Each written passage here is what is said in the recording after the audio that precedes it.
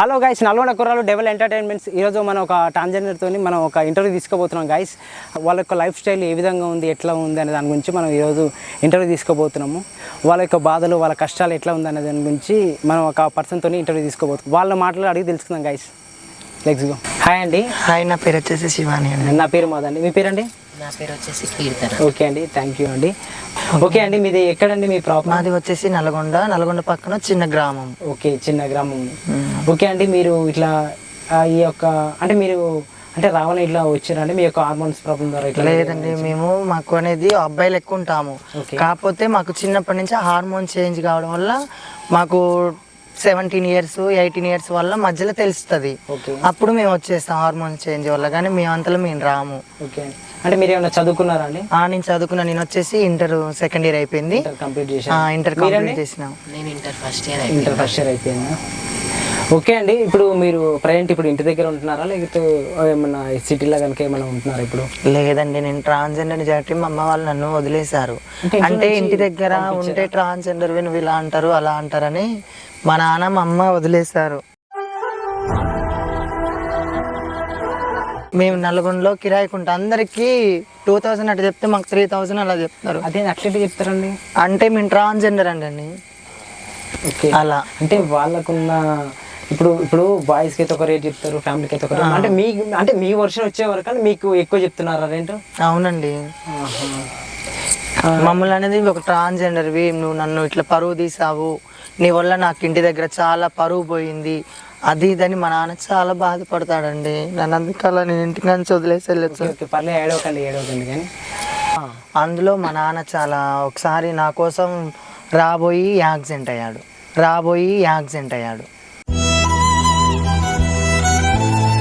అప్పుడు నా దగ్గర రాబోయి యాక్సిడెంట్ అయింది. నా కొడుకు ఇలా మారుతుండు, నాకు ఉన్నదే ఒక్కడు అని మా నాన్న చాలా బాధపడేవాడు. మీరు ఒక్కరే ఇంటికి? మా నాన్న చాలా బాధపడేవాడు. అయినా కానీ నేను ట్రాన్స్జెండర్లో వెళ్ళాలని నాకు ఇష్టం. నాకు హార్మోన్స్ చేంజ్ అయినాయి నాకు తెలుసు. ఎలా తెలుసు అంటే, నేను ఒక ఆడపిల్ల లెక్క కావాలి, నాకు చీర కట్టుకోవాలి, గాజులు వేసుకోవాలి అని, బొట్టు పెట్ట అన్ని బాగా నాకు ఆడపిల్ల లెక్క అన్ని చేయాలని నాకు చాలా ఉండే.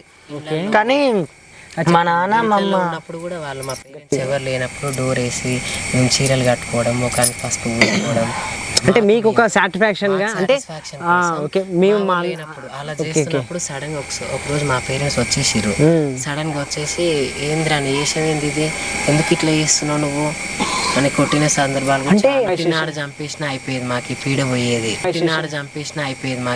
పోయేది. నేను పుట్టినాడు ఇంత పెద్దగా పెంచి నేను చేసింది ఈరోజు మా ఇజ్జత్ తీస్తాను కనువు. నేను పుట్టినాడు చంపేసిన ఆ రోజు చచ్చిపోదు, అంటే బయట వేకనన్నా జావుకోరా మా పరువు తీస్తావు ఎందుకు అన్నప్పుడు మనసులో మొత్తం కృంగిపోయి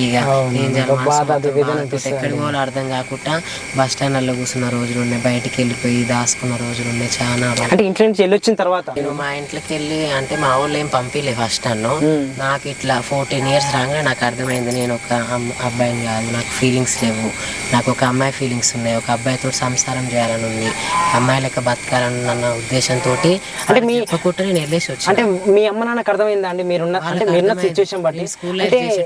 మా అబ్బాయి ఇట్లా ఇట్లా ఇట్లా తయారవుతున్నాడు ఏంది అంటే, మీ ఇంట్లో కొంచెం స్కిల్స్ కనిపించినా కూడా మీ అమ్మ నాన్న కూడా ఇప్పుడు అడిగారా మిమ్మల్ని ఇట్లా? నేను ఇప్పుడు స్కూల్కి వెళ్ళినాక వీడు ఎప్పుడు అమ్మాయిలతోటి మాట్లాడతాడు, అబ్బాయిలతో మాట్లాడు అని ఎవరన్నారు? మీ ఫ్రెండ్స్? ఫ్రెండ్స్ అయితే ఇంటికి పోయి మా వాళ్ళతో చెప్తే మా నాన్న ఉండి, ఎందుకు నువ్వు అమ్మాయిలతో తిరుగుతున్నావు అంట. ఎప్పుడు నేను చిన్నపిల్లలతో ఆడుకునేదాన్ని. చాలా ఇష్టం బతుకమ్మ అంటే. కానీ మీ పేరెంట్స్కి అది నచ్చకపోయేది. బతుకమ్మ చేసి అది నేను దొంగసాటంగా వేరే వాళ్ళ ఇంట్లో చేసి తీసుకుపోతుంటే నన్ను మా నాన్న తన్ని ఆ టైంలో నాకు మస్తు బాగా అనిపించింది. మీ ఫాదర్ నేను తన్నాడా అండి? తన్నేంటో, నువ్వు ఎందుకు ఆడవాళ్ళు పని చేస్తున్నావు, నీ వల్ల నా ఇజ్జత్ అంత పోయింది, 2 రోజులు గర్వంగా బతికినా, నన్ను ఎంత ఇది చేస్తావా నువ్వు, అంటే 10 మంది నా ఇజ్జత్ తీస్తావు, నన్ను ఇట్లా చేసినావు అన్నట్టుగా కొట్టిన సిచ్యువేషన్స్ కూడా చాలా ఉన్నాయి. ఇంకా వాళ్ళకి చెప్పుకుంటే ఎందుకు నా బతుకు నేను బతుకుతా, మా వాళ్ళకి నేను ఎందుకు చెడ్డ పేరు తేవాలి, వాళ్ళతో వద్దు నాకు, నా బతుకు నేను బతుకుతా. 14 years అంటే మీరు ఒకసారి ఊహించుకోండి ఎంత చిన్న వయసు. టైంలో నేను బయటికి వెళ్ళేసి వచ్చి ఇక నల్గొండలో తిరుగుతున్నా, నాకు ఏం తెలియక తిరుగుతుంటే మా గురువు వాళ్ళు చూసి నన్ను పట్టుకొని పోయారు ట్రాన్స్జెండర్. ఎన్ని రోజులు ఇంట్లో ఉండి సడన్గా వచ్చేసరికి నాకు చాలా బాధ అనిపించింది. అప్పుడు నాన్న అమ్మ గుర్తొస్తుంటే ఏడ్చేదాన్ని రోజు. అన్నం తినకపోయి 2-3 days అన్నం తినకపోయేది. మా గురువు వాళ్ళందరూ మా అమ్మ వాళ్ళందరూ ఉండి ఇట్లా మా సంఘం ఉంటుంది కదండి, వాళ్ళందరూ ఉండి చెప్పేవాళ్ళు మన లైఫ్ ఇంత నాన్న, మనం ఇట్లా ఉండాలి, తప్పదు, ఎవరు యాక్సెప్ట్ చేయరు, ఏ సమాజం యాక్సెప్ట్ చేయదని. ఇంకా అలా స్టార్టింగ్ నేను భిక్షాటనకి వెళ్తే రోడ్డు మీద నేను అడుక్కుంటుంటే మా వాళ్ళు నన్ను చూసిరు. వాళ్ళు దాన్ని పట్టుకొని చాలా ఏడ్చిరు. వాళ్ళు అంటే నా బిడ్డ ఇట్లా ఈ రోజు ఇట్లా రోడ్డు మీద తిరుగుతుందని వాళ్ళు ఏడ్స్తుంటే నేను తట్టుకోలేక నేను ఏడ్చేసాను. మీరు ఏడ్చిర్రా? ఏడ్చేసాను. ఇంకా తప్పదు, ఈ లైఫ్ ఎందుకు వేస్ట్ అనుకుని సూసైడ్ చేసుకున్నాను అన్న రోజులు కూడా చాలా. అంటే మీరు సూసైడ్ చేసుకుందని కూడా చాలా ఉన్నాయి అనుకున్నారా? చాలా ఉన్నాయి. ఆంజులో దునికేసిన మమ్మల్ని తీసిరు బయటికి, చాలా ఉన్నాయి. సూసైడ్ థాట్స్ కూడా వచ్చినాయి మీకు చాలా వరకు. ఎందుకు వేస్ట్ నా లైఫ్, అంటే ఈ జనరేషన్లో ఈ లైఫ్లో ఎందుకు అమ్మ నాన్నకి దూరంగా ఉండుకుంటా, సొసైటీకి దూరంగా ఉండుకుంటా, అంటే మీ రిలేషన్ కానీ మీ వాళ్ళు కానీ అందరు దూరంగా ఉండు. వాళ్ళందరూ నన్ను ఇట్లా సారి మీరు చూస్తే వీళ్ళ కొడుకేంద్ర ఎట్టయిండు, గిట్లా అయింది ఏంది అంటే వాళ్ళని మా పేరెంట్స్ చాలా ఇన్సల్ట్గా ఫీల్ అయ్యేవాళ్ళు. ఇంకా వాళ్ళ వేదన వీళ్ళ వేదన ఏ సొసైటీ వల్ల ఏం అనుకోలేక ఇంట్లో నుంచి వెళ్ళొచ్చేసి భిక్షాటన చేసుకుంటూ దూరంగా బతుకుతున్నాను. సేమ్ మీది అంతేనా అండి? నేను భిక్షాటనకి వెళ్తాను, ఇంట్లో నుంచి 11కి వెళ్తాను. 11కి వెళ్ళి షాప్లో అడుగుతాము.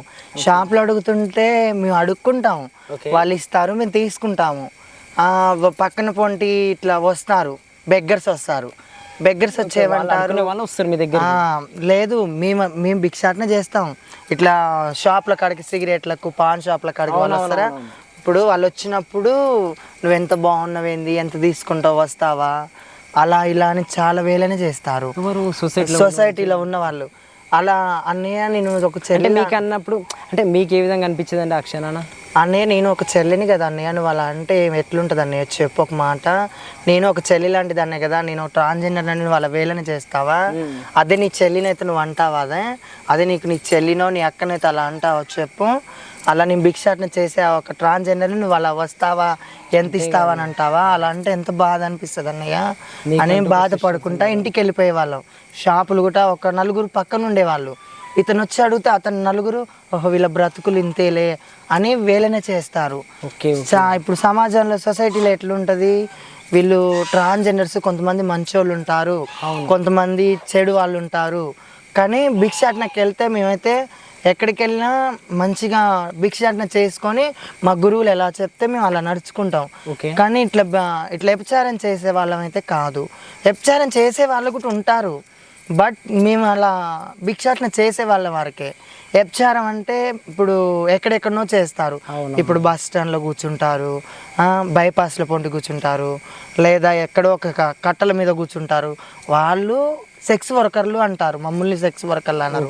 మేము పొద్దున్న లేసి భిక్షాటన అడుక్కునే వాళ్ళం. మేము అర్ధనారీశ్వరుడు అంటే ఒక దేవునిలో సగ భాగం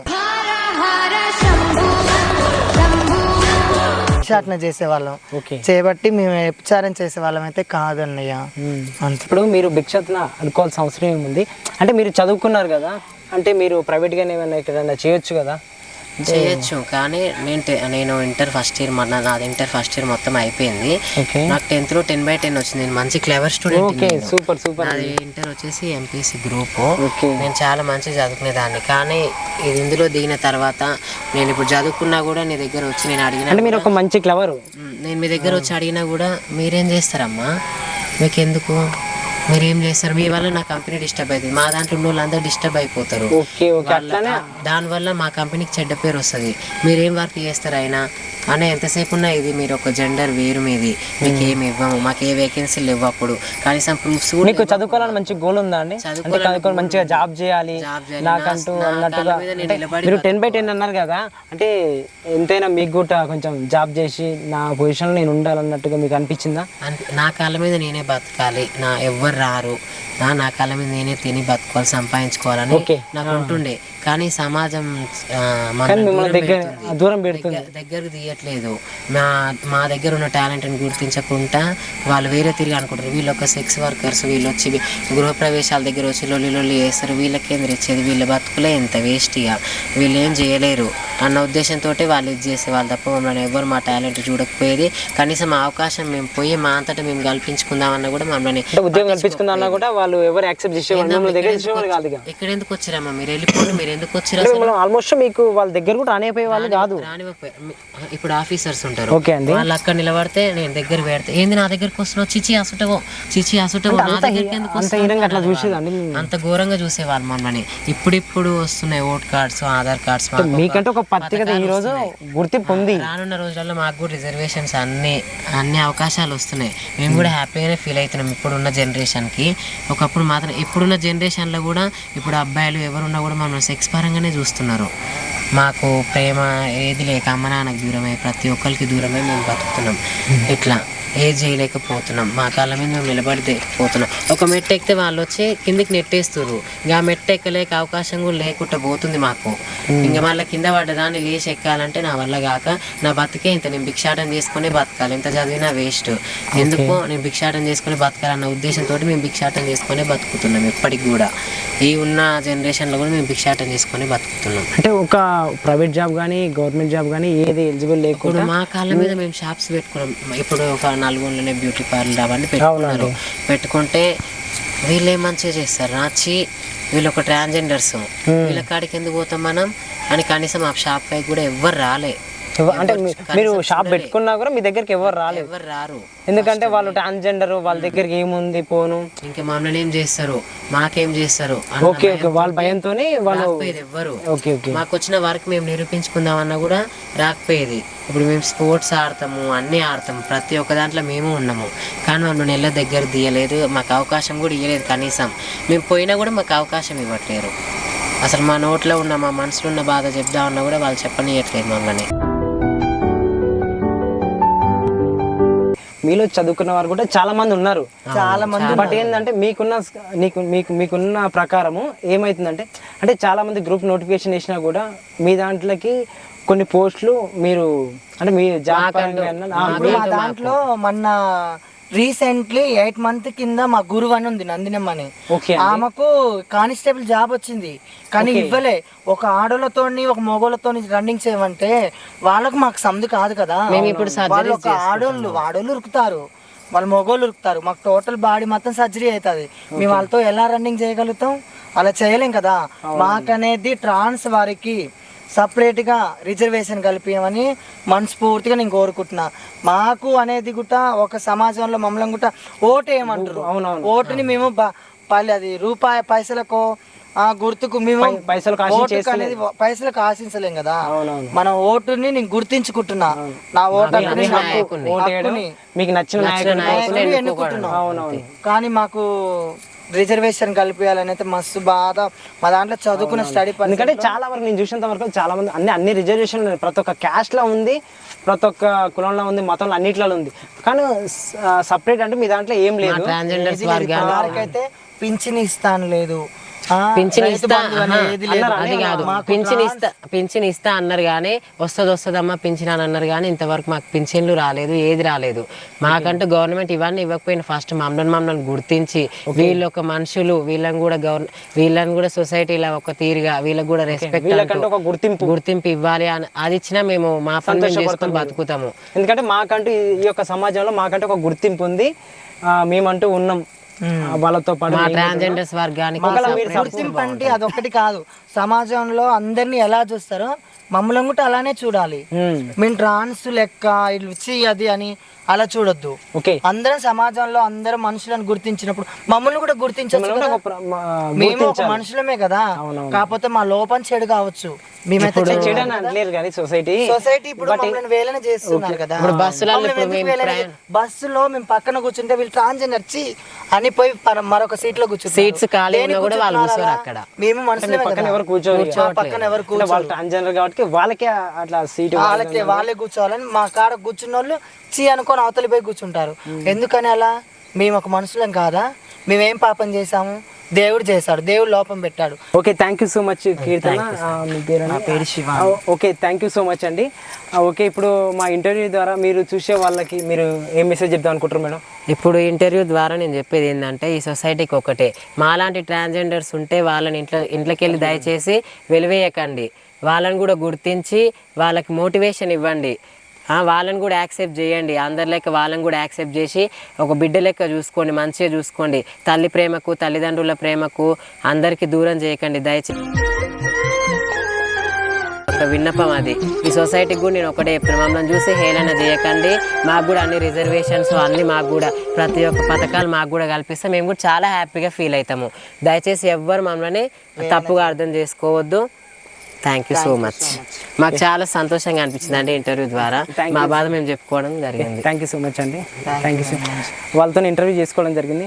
సో గైస్ ఈ యొక్క శ్రావణి శివాని. సో గైస్ ఈ పర్సన్ ఎవరో కాదు, నా ఇంటర్ క్లాస్మేట్.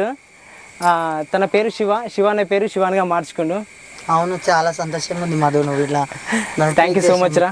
ఎందుకంటే ఇక మీలాంటి వాళ్ళు సొసైటీలో చూడాలి ఎట్లా ఉంది దాని గురించి తీసుకున్నాము. ఇలాంటి కొన్ని చాలా చేయాలి నువ్వు ఇంకా. Okay, thank you so much. Channel మంచిగా ఎదగాలి. Thank you so much. Channel ఒక ఉన్నత స్థాయికి ఎదగాలి. డెవల్ ఎంటర్టైన్మెంట్స్ అండి. ఈ యొక్క ఛానల్ లైక్ ఛానల్ అందరినీ సబ్స్క్రైబ్ చేసుకోండి, లైక్ కొట్టండి, కామెంట్ చేయండి. థ్యాంక్ యూ సో మచ్ అండి.